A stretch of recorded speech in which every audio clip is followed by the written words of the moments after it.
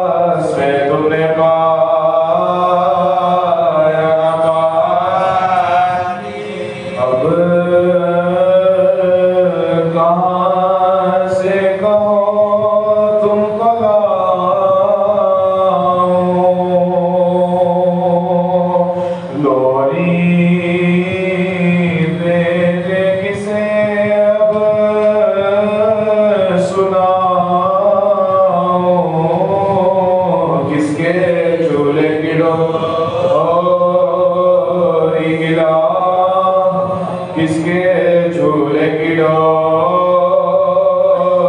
ملا حلف پر تیر میں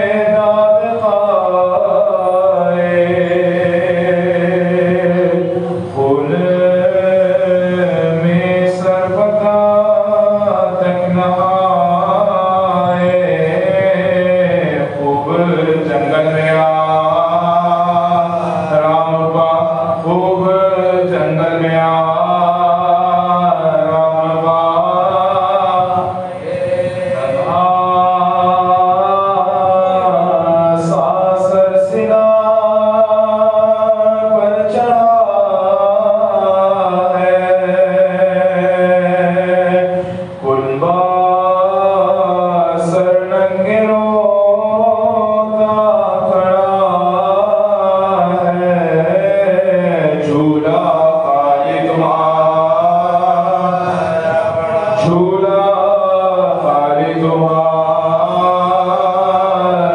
بڑا آؤ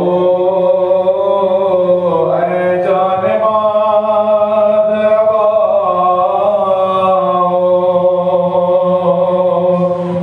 گود خالی ہے آ کر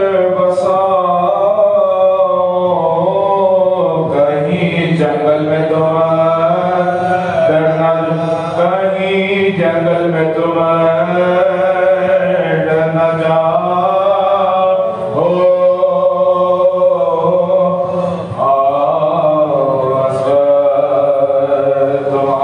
تمہاری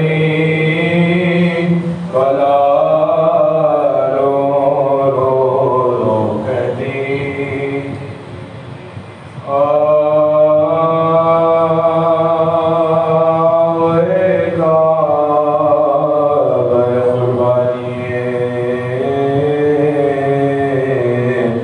داور ہے حسین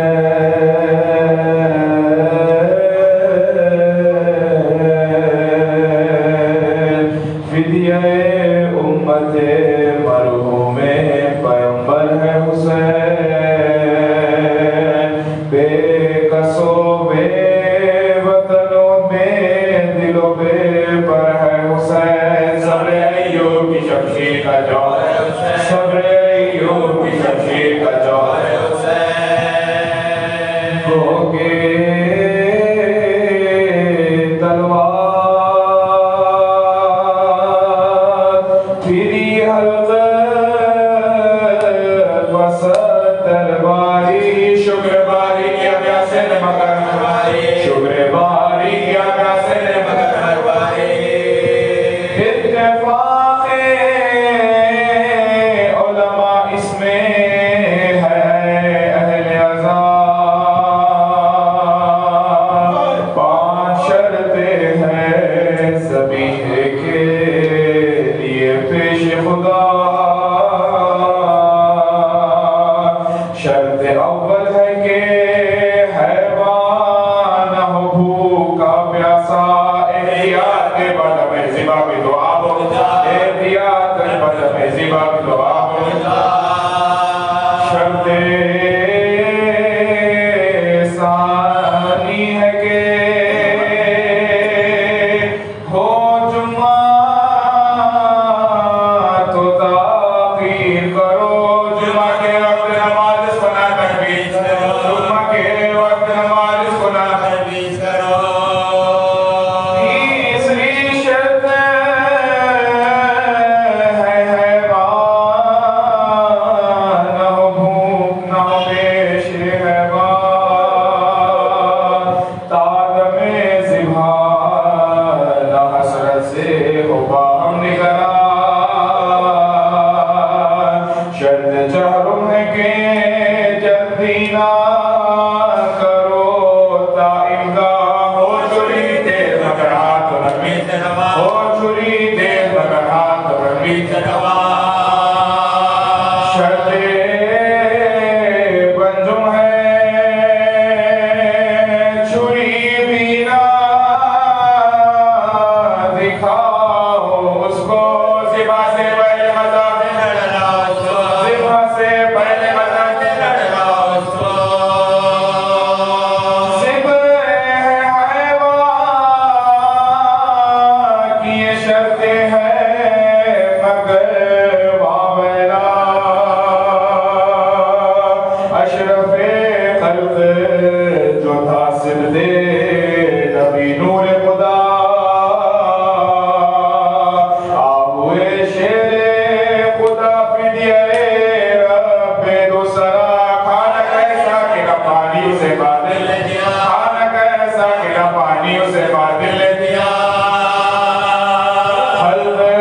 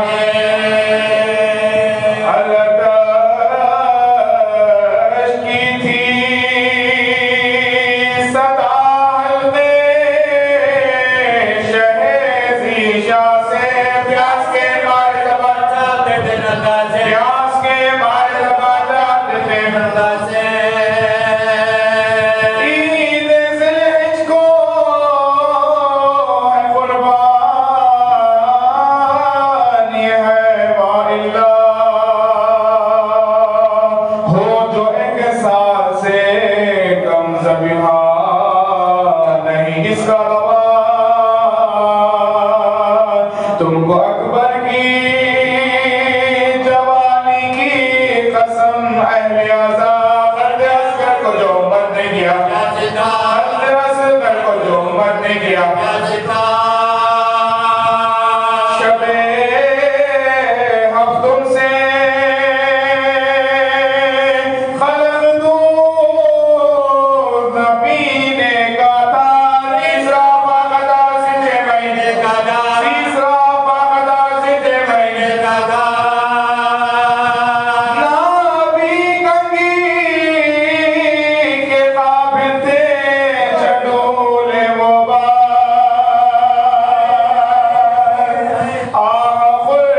قربانی اصغر ہوئی کس طرح حالات دودھ کا ہونٹوں پا آتا تھا اشارہ نہ سوال جس خدا کچھ بھی نہ پہچانتا تھا بانو کلام جس خدا کچھ بھی نہ پہچانتا تھا بانو کلام ماں کا دل اس کے اشارے کو سمجھ لیتا تھا دودھ کی ہوتی دکھائی تو رو دیتا تھا دودھ کی ہوتی دکھائی تو رو دیتا تھا ایک بھی دان نہ نکلا تھا علی اصغر کا ایک بالیش میں گرتا تھا علی اصغر کا چھوٹا ننھا سا جھولا تھا علی اصغر کا دودھ پینا پینا چھوٹا تھا علی اصغر کا دودھ پینا پینا چھوٹا تھا علی اصغر کا منہ سے ماں باپ کا پینا مہک بان لیا بے زبان بچے کو بھی ہوئے بلانے بے زبان بچے کو بھی ہوئے بلانے بے زبان بچے کو بھی ہوئے بلانے مان لیا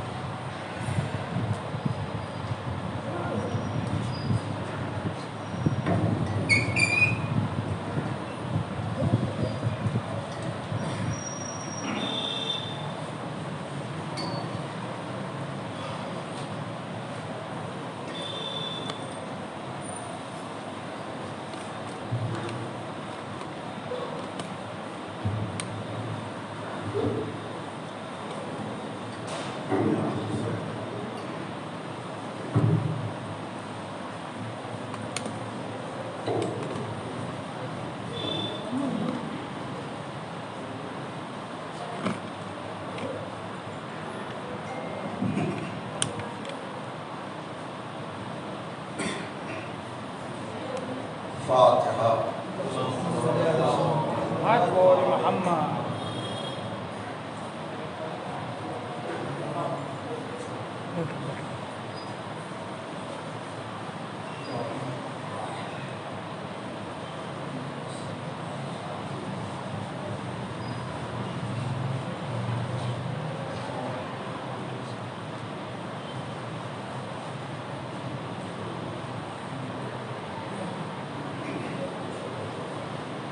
لا حول ولا قوة إلا بالله العلي العظيم أعوذ بالله من الشيطان الرجيم بسم الله الرحمن الرحيم الحمد لله رب العالمين بارئ الخلائق أجمعين وبارئ الأنبياء والمرسلين الذي بعد فلا يرى فوقا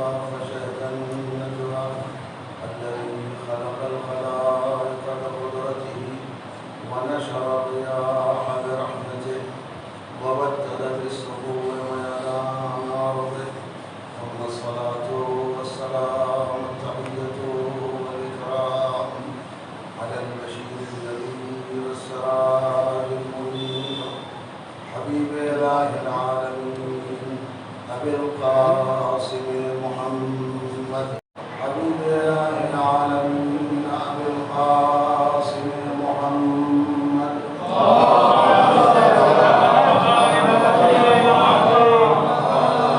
الأطيبين الأطهرين المنجبين الذين أذهب الله عنهم الرجس وطهرهم تطهيرا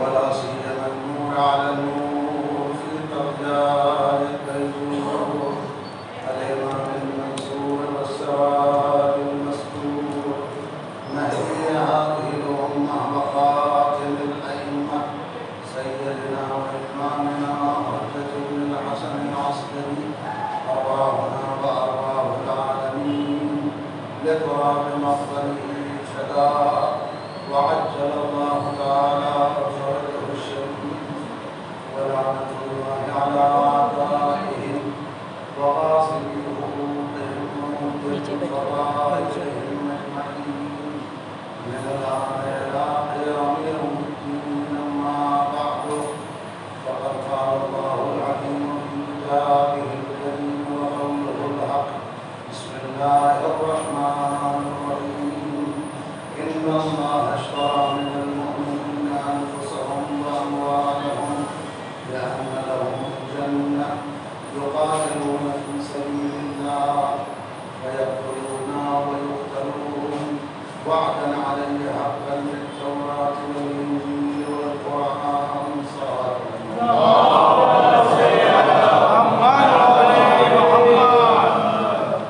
خدا رب العالمین ہم سب سے اس مجلس اللہ و سبحانہ کو قبول فرمائے اور اس سے بہتر عزاداری کرنے کی توفیق عنایت فرمائے بالخصوص ان ایام میں بیان بچر رہے ہوں گے زیادہ زیادہ امام حسین پر دنیا کرنے کی توفیق عنایت فرمائے حضران نگرانی کئی گفتگو یہاں تک آپ کو چیزی امام حسین علیہ السلام نے جو بیعت سے انکار کیا ہے وہ انکار اپنے لیے نہیں تھا بلکہ دین کو بچانے کے لیے تھا۔ اس لیے یزید دین کو مٹا رہا، دین کو ختم کر رہا، اور اسی کی خاطر امام حسین کی تعلیم حاصل کرنے کے لیے امام حسین سے بیعت کا مطالبہ کی، لہذا نتیجے میں امام حسین نے اس کی بیعت سے انکار کیا، اور امام حسین نے خود اپنے لیے نہیں فرمایا کہ میں بیعت نہیں کروں، بلکہ امام حسین نے جو اپنی زبان مبارک سے جملے ارشاد فرمائے ہیں وہ یہ ہے کہ مثلی لا یبالغ مثلا، مجھ جیسا یزید جیسے کی بیعت، یعنی اپنا مسئلہ بھی کلیئر کر دیا، اپنے بعد میں آنے والی نسل کے مسئلے کو واضح کر دیا کہ نہ میں بیعت کروں گا نہ میری نسل کا کوئی شخص ہو فرد یزید جیسے کی بیعت۔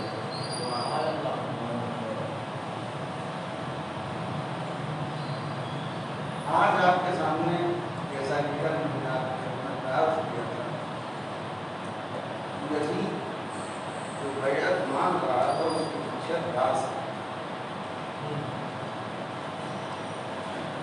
یزید کے نظریات کیا تھے، یزید نے کیا کیا، اس پر سے تھوڑا سا پردہ ہٹائے تاکہ بات واضح ہو یزید کا مقصد اصلی کیا ہے، اور امام حسین کی عظمت اس وقت سمجھ میں آئی کہ جب یہ یزید کے مقصد اور منشا پر سے پردہ ہٹے گا۔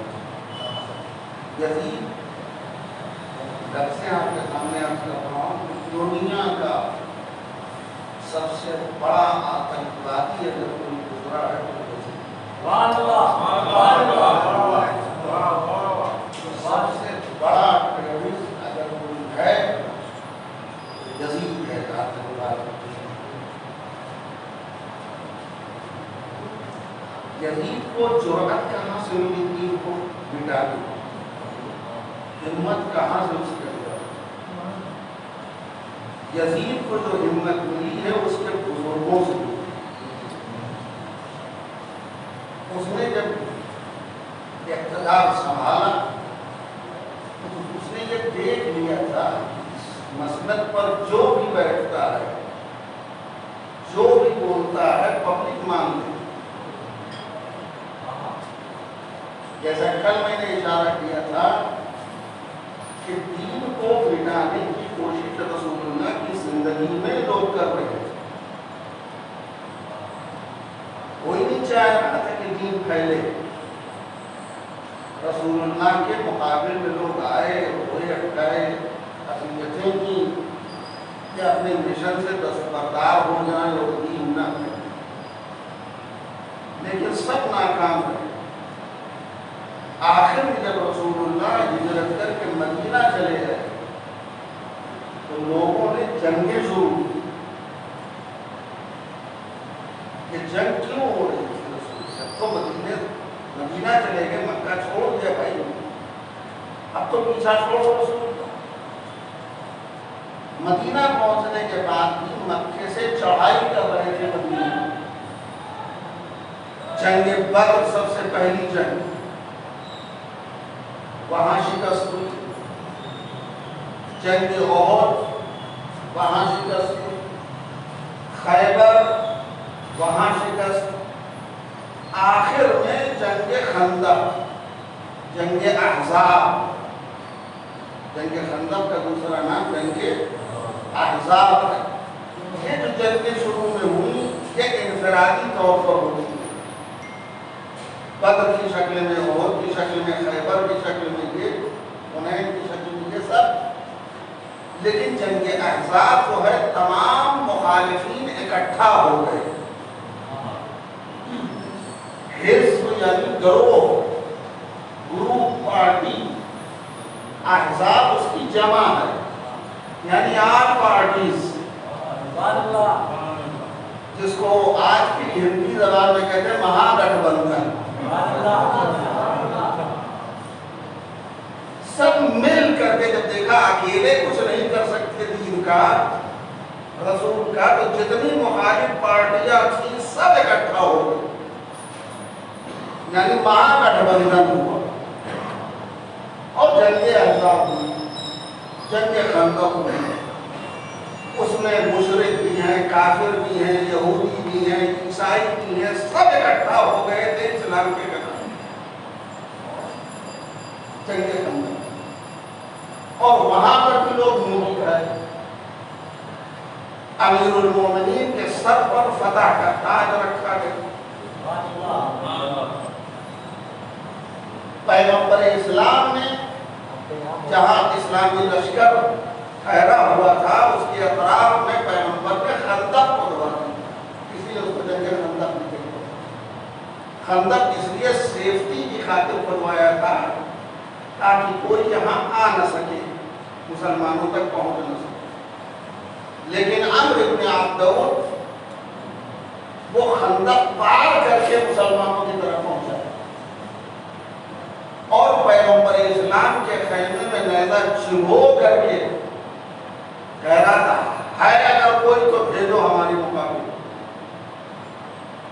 پیغمبر اسلام جیسا اخلاق کے درجے پر فائز رسول، جس کو خداوند عالم نے قرآن مجید میں سند عطا فرمائی ہے انک لعلی خلق عظیم، ایک پیغمبر آپ اخلاق کے عظیم اور بلند درجے پر فائز ہیں۔ وہ پیغمبر، اتنا پیغمبر کو برا لگا ہے کہ پیغمبر کا لہجہ بدلا ہے۔ جب اس نے نیزہ چبویا اور مبارز مانگا ہے تو پیغمبر نے زبان پر پیغمبر کا جو جملہ تھا وہ یہ تھا من لہذا الکلم، کون ہے جس کتے کے مقابل میں؟ یا رسول اللہ آپ جیسا نبی، یہ لفظ استعمال کر رہا ہے آنے والے کو، پر پیغمبر فرمائے کوئی ہے جو اس کتے کے مقابل میں جائے؟ पैगंबर ने फरमाया तुमने देखा नहीं उसने क्या किया, जसारत क्या की, रसूल के खैमे में नैजा चिहो करके मुबारिज मांगा है। यानी अगर रसूल के खैमे की बेहुरमती अगर कोई करे तो रसूल की निगाह में वो कुत्ते से बदतर है, और जो आले रसूल के साथ में हुर्मत पैगंबर ने सबक दिया, निकलो जाओ, कोई नहीं निकला वहां से। 3 मरतबा पैगंबर इस्लाम ने फरमाया जाओ, नहीं निकले। हर मरतबा ताली कहती है अबू तालिब का लाल उठा, अली उठे हैं, पैगंबर ने बिठाया नहीं। देखे तो और कोई है, घर में तो शेर बनते हैं, मैदान में भी हैं। आखिर में जब कोई नहीं निकला तो अली इब्न अबी तालिब को पैगंबर ने भेजा, और जब भेजा है तो पैगंबर की ज़बान पर एक फ़िक्रा, बरज़ल ईमान कुल्लुहु इलल कुफ्र कुल्लिह, कुल का कुल ईमान कुल कुफ्र के मुकाबिल में जा। यानी पैगंबर ने अली की अज़मत का भी ऐलान कर दिया। एक तरफ ईमान है, पूरा का पूरा ईमान, और उनके मुकाबिल में जो आया है पूरा का पूरा कुफ्र है। अली को जब भेजा तो फरमाया बरज़ल ईमान कुल्लुहु इलल कुफ्र कुल्लिह। पैगंबर इस्लाम ने अली को भेज दिया। मौलाए कायनात है,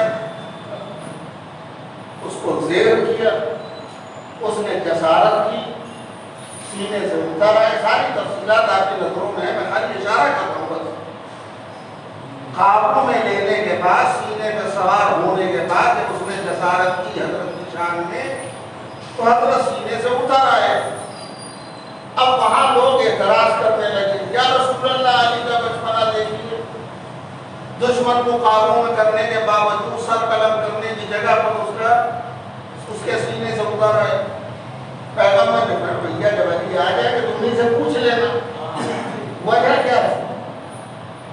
इधर अली मैदान में आए हैं और उधर पैगंबर इस्लाम ने फरमाया जो अली की कामयाबी की खबर मुझे देगा मैं जन्नत की बशारत उसे दूंगा।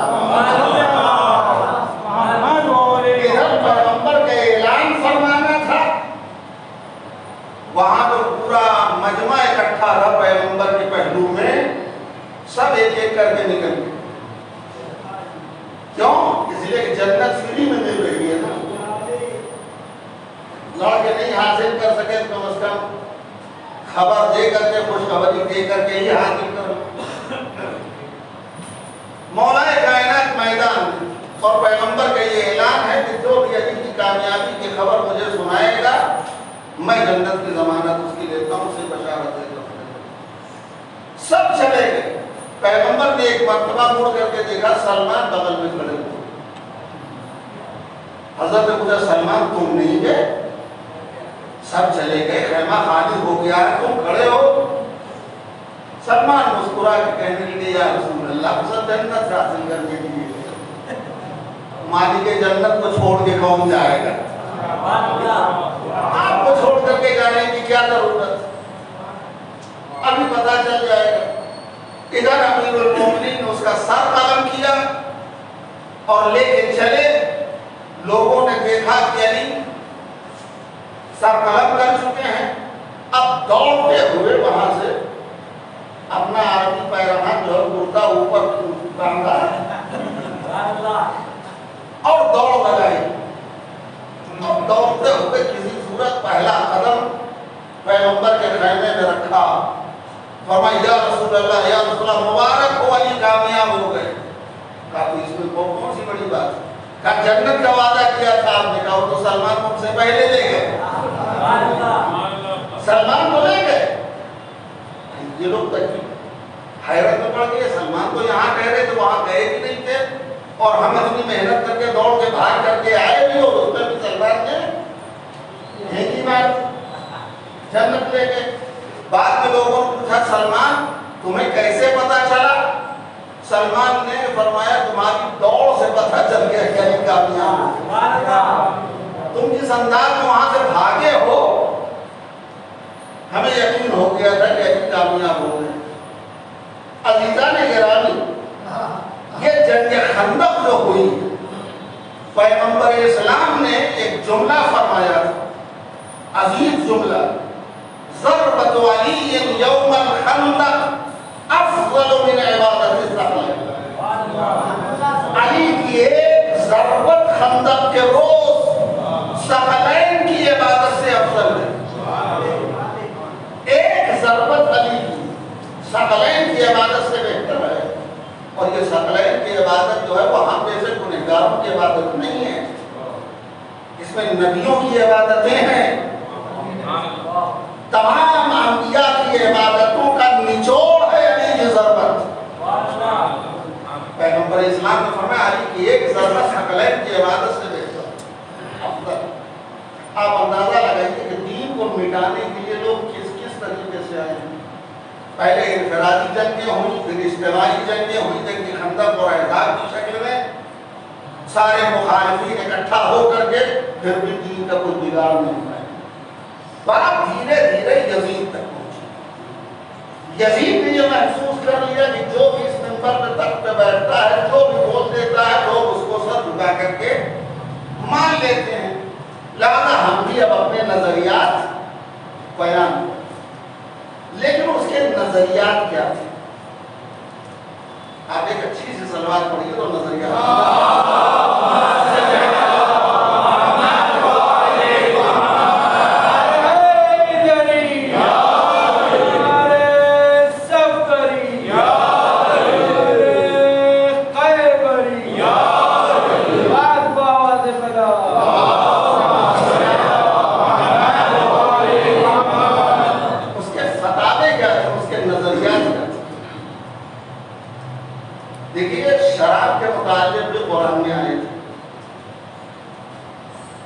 ارشاد ہوتا ہے یسألونک عن الخمر والمیسر قل فیہما اثم کبیر۔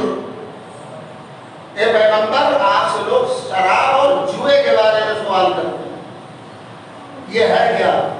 تو آپ علموں سے کہیے اس میں یہ بہت بڑا گناہ ہے۔ شراب اور جوا یہ بہت بڑا گناہ ہے۔ وہ منافع للناس، لوگوں کے لیے فائدہ بھی ہے، لیکن وَإِثْمُهُمَا أَكْبَرُ مِن نَفْعِهِ، لیکن گناہ فائدے سے کہیں زیادہ ہے۔ تو شراب کے متعلق تو قرآن میں ہے، قرآن نے کیا کہا کہ شراب ایک بہت بڑا گناہ ہے شراب کا۔ نماز کے متعلق بھی قرآن میں آیت ہے، نماز کے متعلق قرآن میں یہ آیت ہے کہ فَوَيْلٌ لِلْمُصَلِّينَ الذین ہم عن صلاتہم ساہون۔ وائے ہو ایسے نمازیوں پر، وائل یعنی پھٹکار، لعنت، جہنم کا نچلا طبقہ، جو بھی آپ ترجمہ کر لیجیے وائل کا۔ وائل ہو ایسے نمازیوں پر، لعنت ہو ایسے نمازیوں پر جو اپنی نماز میں غفلت برتتے ہیں۔ پوری آیت کیا ہے؟ فویل للمصلین الذین هم عن صلاتهم ساہون۔ لعنت ہو خدا کی ایسے نمازیوں پر جو اپنی نماز میں غفلت برتتے ہیں۔ پوری آیت یہ، اگر آدھی آیت پڑھے تو مطلب کیا ہوگا؟ فویل للمصلین، نماز پڑھنے والوں پر اللہ کی لعنت۔ اگر آدھی آیت پڑھیں جب پوری آیت نہ پڑھی جائے تو مطلب کچھ اور نکل جاتا ہے۔ اسی طریقے سے قرآن میں سورہ بقرہ میں ایک آیت ہے، کچھ لوگ ہیں آج کل کہ جو اپنے بات کو ثابت کرنے کے قرآن کی آدھی آیت پڑھ کے سنا دیتے ہیں۔ ایک صاحب سے بمبئی میں 90s کی بات کر رہا ہوں، تقریباً 31-32 سال پہلے جب ہم وہاں پڑھتے تھے تو مغل مسجد میں ایک صاحب وہ جماعت سے نماز نہیں پڑھتے تھے۔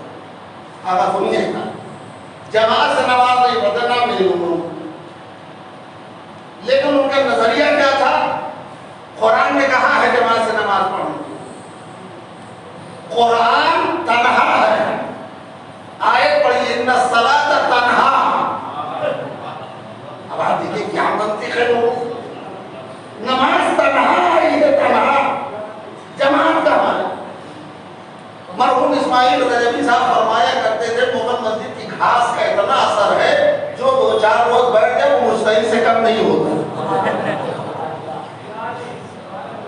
نہیں جماعت سے نماز نہیں پڑھے، اسے لوگ جب پوچھے گا جماعت سے کیوں نہیں پڑھتے، یہاں رہتے ہیں فرادہ پڑھتے ہیں، کہا جماعت سے ثابت کرو قرآن میں تو اکیلی نماز ہی تنہا، یہ بھیا اس تنہا مطلب کچھ اور ہے، آپ اردو والا تنہا کیوں لے رہے ہیں؟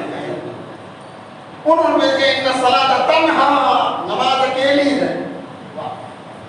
تو اسی طریقے سے یزید نے بھی کیا، قرآن میں ہے یا ایھا الذین آمنوا لا تقربوا الصلاۃ وانتم سکارا، اے صاحبان ایمان نماز کے قریب مت جاؤ اس وقت جب تم نشے میں ہو، حتی تعلموا ما تقولون، یہاں تک کہ تمہیں پتہ نہ چل جائے کہ تم کیا پڑھ رہے ہو، کیا کہہ رہے ہو۔ پوری آیت یہ ہے یا ایھا الذین آمنوا لا تقربوا الصلاۃ وانتم سکارا، اے صاحبان ایمان نماز کے قریب مت جاؤ جب کہ تم نشے میں ہو۔ لیکن اگر آدھی آیت پڑھی جائے شروع کی تو یا ایھا الذین آمنوا لا تقربوا الصلاۃ، اے مومنو نماز کے قریب مت جاؤ، یعنی اس سے ثابت ہوگا نماز پڑھنے کی کوئی ضرورت نہیں۔ آدھی آیت پڑھیں تو مطلب کچھ نکلتا ہے، پوری آیت پڑھیں تو مطلب کچھ اور نکلتا ہے۔ یزید نے بھی یہی کیا، یزید نے یہی کیا، آدھی آیت لیے نماز والی اور آدھی آیت لی شراب والی، اب دونوں آیتوں کو آدھی آدھی لے کر کے ملا کر کے شعر کہتا ہے۔ اب یزید کا شعر سنیے، اس کا نظریہ اشعار کی شکل میں ہے۔ اس نے کہا ما قال ربک ویل للذی شرب، ما قال ربک ویل للذی شرب، تمہارے رب نے ویل نہیں کہا اس کے لیے جو شراب پیتا، اور واقعی قرآن میں نہیں ہے۔ لفظ ویل شراب کے لیے نہیں، لفظ ویل نماز کے لیے ہے۔ فویل للمصلین الذین ہم عن صلاتہم ساہون، یہاں پر ویل ہے لیکن شراب کے لیے وہاں خالی اسمہما کبیر، اللہ نے یہ فرمایا۔ یزید نے آدھی آیت وہاں سے لیا اور آدھی آیت یہاں سے کیا کہہ رہا ہے، ما قال ربک ویل للذی شرب، نہیں کہا تمہارے رب نے، توجہ نہیں فرمایا، یہ لفظ تمہارے پہ پکا گیا، یہ تمہارے رب نے نہیں کہا، اس کا مطلب یہ ہے کہ اگر یزید اللہ کو اللہ مانتا ہوتا تو کم از کم ہمارے تو کہتا، یہ تمہارے رب نے کہا، اس کا مطلب یزید اللہ کو اللہ نہیں مانتا تھا۔ سمجھ میں آئی؟ اب شعر کہتا ہے کہ ما قال ربک ویل للذی شرب ولکن قال ویل للمصلین، تمہارے رب نے شراب پینے والوں کے لیے ویل نہیں کہا، ہاں البتہ نماز پڑھنے والوں کے لیے ویل کہا۔ اب نظریہ سمجھ میں آیا اس کا مطلب ہے کہ نماز نہ پڑھو کوئی بات نہیں، شراب پیو کوئی حرج نہیں، یعنی یزید کی نگاہ میں شراب جائز، ترک نماز بھی جائز۔ سوتیلی ماں کے ساتھ نکاح جائز تھا یزید کی نگاہ میں، سوتیلی ماں کے ساتھ، باپ کی بیوی کے ساتھ، یعنی سوتیلی، سمجھنا ہے، نکاح جائز تھا یزید کی نگاہ میں۔ دو، تیسرا شراب کے لیے کہتے ہیں کم بات ہے، کہتے ہیں کہ شراب کو اگر ایک جام سے دوسرے جام میں پلٹیے تو چھاٹ نکلتی ہے، بلبلے پیدا ہوتے ہیں۔ شراب کو ایک جام میں پلٹ کر کے جب بلبلے نکلتے تھے، چھاٹ نکلتی تھی، تو یزید شراب کا جام لے کر کے کہتا تھا میرے ہاتھ میں یہ شراب کا جام نہیں ہے، یہ بلبلے نہیں ہیں، یہ حاجی ہیں جو خانہ کعبہ کا طواف کر رہے ہیں، اس سے زیادہ کیا توہین ہوگی حج کی؟ یہ ہے یزید کا نظریہ، حج کی توہین اس نے، یعنی یہ بلبلے جو ہیں جام میں، یہ حاجی ہیں جو خانہ کعبہ کا طواف کر رہے ہیں۔ اور اس کے بعد کہتا ہے کہ شراب جتنی پرانی ہوتی ہے اتنی تلخ ہوتی ہے،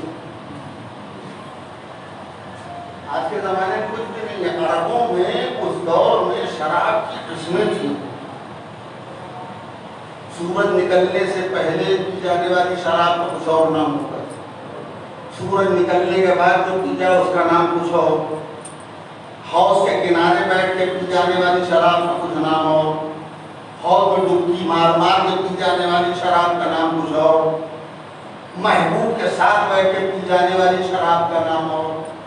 اب آپ ہم سے مجھے قبلہ آپ کو کہاں سے معلوم، خدا رہا کہ انڈس کو سکھنے ہر چیز تجربے کے بنیاد پر، یہ سب کتابوں میں ہے، نام موجود ہے۔ وہ کہتا ہے کہ جب جام شراب کو لیتا تھا، کہتا شراب جتنی پرانی ہوگی اتنی تلخ ہوتی اور تیز ہوتی۔ پرانی شراب لے کر کے کہتا کہ ہمارے ہاتھ میں یہ عجوز ہے، عجوز، عجوز عربی میں کہتے ہیں بڑھیا، پرانی۔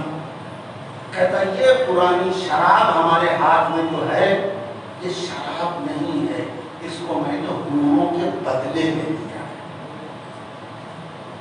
حوروں کے بدلے میں۔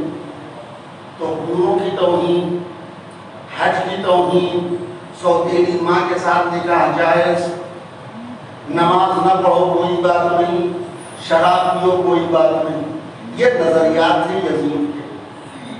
چنانچہ واقع کربلا کے بعد امام حسین علیہ السلام کی شہادت کے بعد اہل حرم کا لٹا ہوا قافلہ جب یزید کے دربار میں پہنچا ہے اور اسیروں کو حاضر کیا گیا ہے اور شہداء کے کٹے ہوئے سر لا کے جب رکھے گئے ہیں تو یزید نے ہنسا ہے، یزید کہا لگایا ہے، اور وہاں پر اس نے شعر پڑھا ہے۔ آپ اس کے اشعار پڑھیے، کیا کہا اس نے؟ لیت اشیاخی ببدر شہدوا، کاش میرے بدر کے بزرگ زندہ ہوتے تو آج یہ منظر دیکھتے کہ ہم نے محمد کے ساتھ اور ان کے خاندان کے ساتھ کیسے انتقام کیا۔ بدر کے بزرگ ہمارے زندہ ہوتے تو لوگ ہماری تعریف کرتے۔ اب آپ اندازہ لگائیں یزید کون تھا؟ یزید اس طریقے سے دین مٹانا چاہے، یزید کو ڈر یہ تھا کہ اگر یہ ہمارے نظریات پبلک میں آئے تو ہنگامہ ہو سکتا ہے، اس لیے کہ پبلک ہنگامہ کر سکتی ہے۔ یہ کمبا شراب کو جائز قرار دے رہا ہے، نماز نہ پڑھنے کی ترویج کر رہا ہے، سوتیلی ماں کے ساتھ نکاح کو جائز جانتا ہے، حج کی توہین کر رہا ہے، حوروں کی توہین کر رہا ہے۔ یزید کو اندر سے ڈر تھا کہ اگر یہ میرے فتوے منظر عام پر آئیں گے تو اختلاف ہوگا، بغاوت ہو جائے گی، لہذا سوچ میں پڑا کہ کوئی ایسا ہاتھ مل جائے جو ہماری بیعت کر کے چپ ہو جائے۔ اب آپ سمجھے یزید بیعت کیوں مانگ رہا تھا؟ یزید بیعت مانگ رہا تھا دین کو مٹانے کی خاطر، اور یہیں سے جب مقصد سمجھ میں آیا بیعت مانگنے کا تو انکار کا بھی مقصد بھی واضح ہو گیا۔ حسین انکار اس لیے کر رہے تھے کہ دین بچ جائے۔ جو سبب سوال بیعت کا وہی سبب انکار بیعت کا۔ حسین نے انکار کیا تاکہ دین بچ جائے۔ آج عالم اسلام سے گزارش ہے اور ادب کے ساتھ گزارش ہے، حسین کا احسان صرف ہمارے اوپر نہیں ہے، حسین کا احسان پوری انسانیت پر ہے۔ آج جہاں بھی جس شکل میں نماز ہے، روزہ ہے، حج ہے، زکات ہے، عبادت ہے، قرآن ہے، یہ سب صدقہ ہے حسین ابن علی کا۔ لہذا قرآن کہتا ہے حل جزاء الاحسان الا الاحسان، کیا احسان کا بدلہ احسان کے علاوہ کچھ اور ہو سکتا ہے؟ جس نے اپنا پورا بھرا گھر ہماری دین کو بچانے کے لیے لٹا دیا، کیا فرض نہیں مسلمانوں کا اس کے غم میں شریک ہو، اس پر آنسو بہائیں، بجائے یہ کہ اس کے غم میں شریک ہو اس پر آنسو بہائیں۔ آزاداری پر اعتراض، مجلسوں پر اعتراض، تبرکات اعضاء پر اعتراض، لیکن یاد رکھیے چیزوں پر اعتراض کرنے والے کرتے رہے اور چلے گئے. حکومتیں ختم ہو گئیں, خزانے ختم ہو گئے. حسین اسی شان و شوکت کے ساتھ آج بھی پوری دنیا پر چھائے. اسی شان و شوکت کے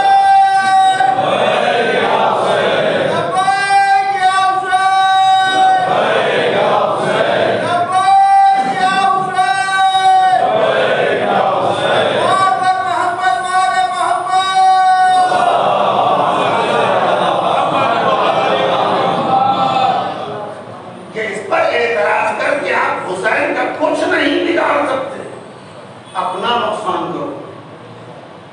اور حسین تمہارے محتاج نہیں. حسین کو ہماری اور آپ کی ضرورت نہیں, ہمیں حسین کی ضرورت ہے. عزاداری کو ہماری ضرورت نہیں ہے, ہمیں عزاداری کی ضرورت ہے. یاد رکھیں, کرتے رہیے حملے. نہ جانے کتنے آئے, چلے گئے. دنیا نے دیکھا, تاریخ میں موجود ہے. تمہاری مثال تو وہی ہے 100 سونار کی, اور ہماری مثال ایک لوہار. یہ مثال تو سنی ہے نا, 100 سونار کی اور ایک لوہار.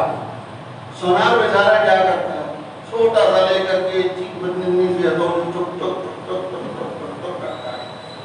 لیکن لوہار بیچارہ تو ایک گھر اٹھاتا ہے تھوڑا. یہ سال بھر بدعہ, شرک, کفر, کافر, ان سب چیزوں کے چکر میں پڑے رہتے ہیں. یہ ہے 100 سونار کی. ہمارے یہاں جہاں چاند نکلا اور ہم نے ایک مرتبہ ہاتھ اٹھایا یا حسین, یہ ہے ایک لوہار کی. یعنی تم سال بھر کفر و بدعت کے جو فتوے دیتے ہو وہ ہماری چاند رازی میں ہے.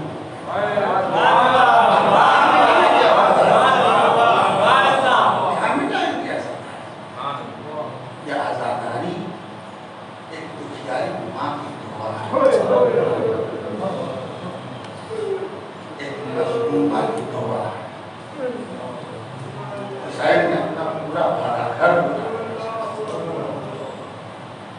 عزیزوں, شاہ محرم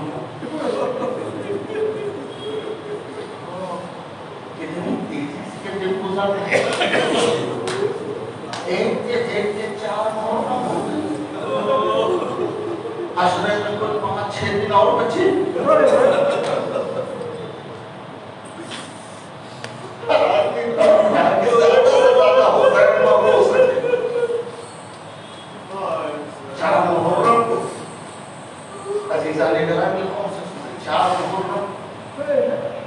جب شب کا لشکر آیا ہے کربلا میں,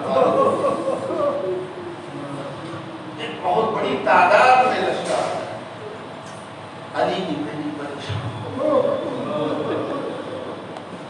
اپنے بھائی کے خیمے میں کٹو میں بیٹھی, بھیا دشمن کے لشکر آ رہے ہیں, بھیا تمہارا کوئی مددگار نہیں.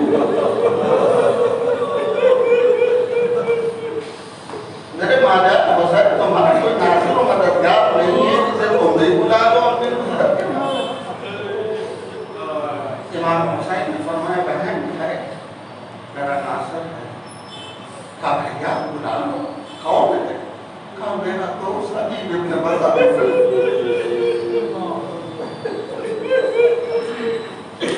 آج جو کہ کربلا زیارت کی جگہ امام حسین کے روضے میں داخل ہوتے ہی سب سے پہلے حبیب ابن مظاہر کی طرف. آج بھی یہ دربانی کر رہا ہے حسین کے روضے پر. فرمایا ہے حبیب ہے, کوفے میں میرا دوست. کہا بھیا جلدی سے بلا لو. امام حسین نے حبیب کو خط لکھا جو الفاظ علماء بیان فرماتے ہیں, عجیب غریب خط ہے حسین, لیکن من الحسین القریب.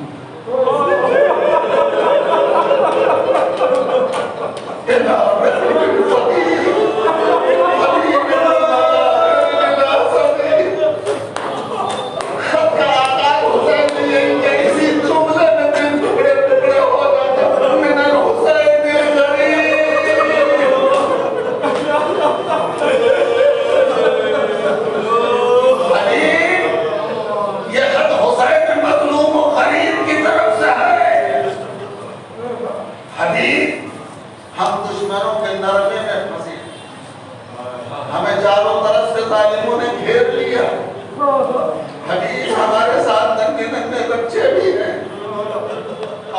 بھی ہیں حبیب اگر ہو سکے تو تم ہماری نصرت کے لیے آؤ اور اگر پہنچنا چاہتے ہو تو عصر عاشور سے پہلے پہنچو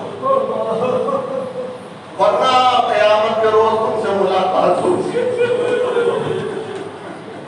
میں ساری تفصیلات آپ کے خدمت میں نہیں عرض کروں قاصد پہنچا ہے روایت یہی مشہور ہے کہ حبیب اپنی زوجہ کے ساتھ دسترخوان میں بیٹھے تھے کھانا تناول فرما لقمہ بلوچ شروع ہوا زوجہ نے پوچھا حبیب کیا بات ہے کہ اپنے قاصد آنے والا ہے اتنے میں دق الباب ہوا حبیب دوڑ کے دروازہ کھول قاصد نے حسین کے خط دیا روایت کہتی ہے آنکھوں سے لگایا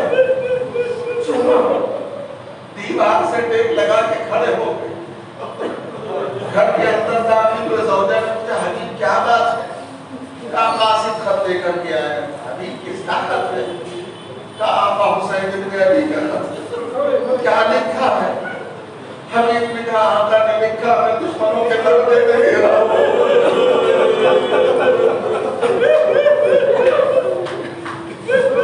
حبیب میں دشمنوں کے درجے میں گرا ہوں مجھے نصرت کے واسطے بلایا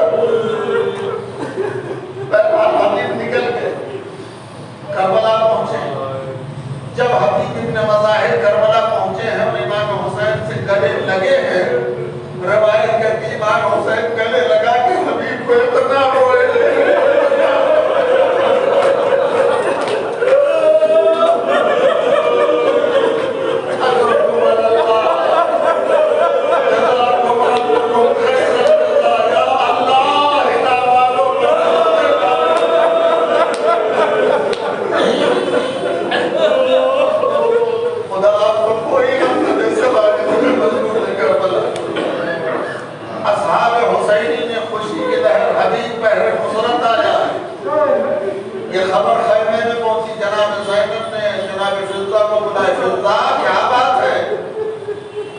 کیا میرے بھیا کے بچنے کی کوئی تدبیر نکل آئی یہ خوشیاں کا ہے کہ منائی جا رہی ہے جاؤ پتہ لگاؤ معلوم کرو جناب فضہ در خیمہ پر آئی ہیں صاحب سے پوچھا کیا بات ہے کیوں اتنی تکبیریں بلند ہو رہی خوشیاں کیوں منائی جا رہی ہیں لوگوں نے جواب دیا فضہ مبارک ہو حبیب نصرت حسین کے لیے کوفے سے آیا جناب فضہ دوڑتی ہوئی خیمے میں آئی بیوی مبارک ہو حبیب نصرت کے لیے آ گیا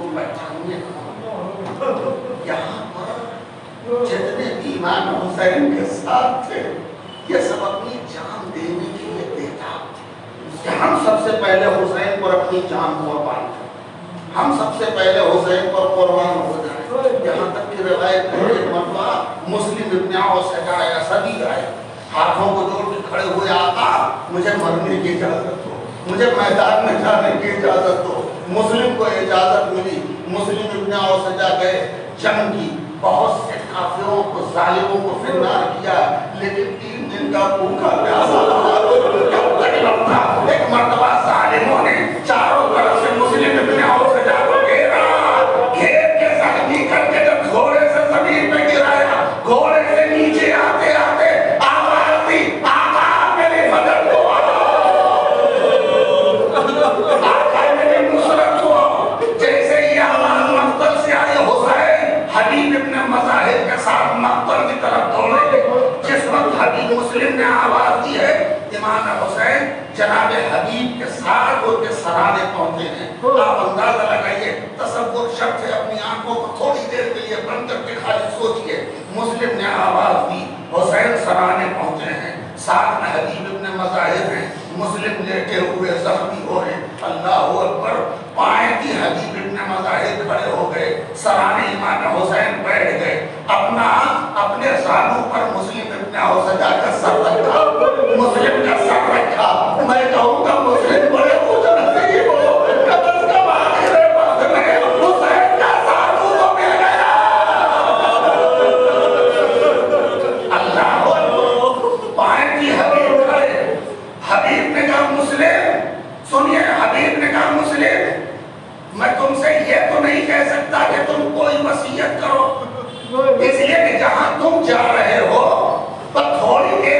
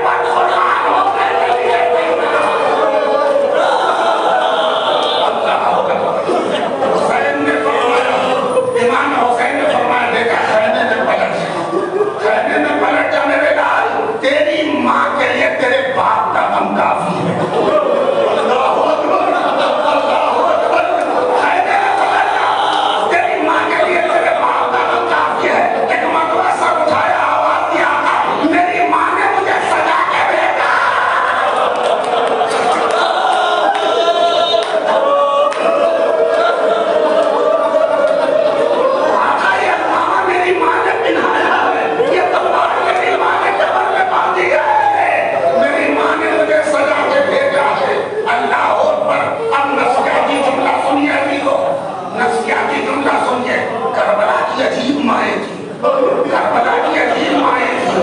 دنیا کی ماں کو آپ نے دیکھا ہوگا جب ننھے ننھے بچوں کو نہلاتی ہیں, کپڑا پہناتی ہیں, کنگھی کرتی ہیں تو چپکے سے زندگی کی دعا مانگتی ہیں.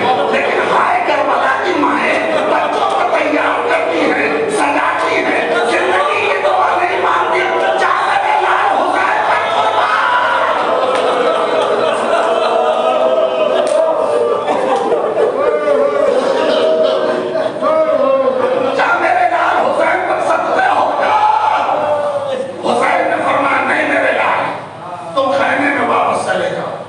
تیری بیوہ ماں کے لیے تیرے باپ کا غم کافی ہے. یہ بچے اور حسین میں گفتگو ہو رہی تھی, اتنے میں خیمے سے آواز آئی. مسلم کی زوجہ نے ہاتھ جوڑ کے فرمایا, آقا یہ کنیز کا ہدیہ قبول کر لو.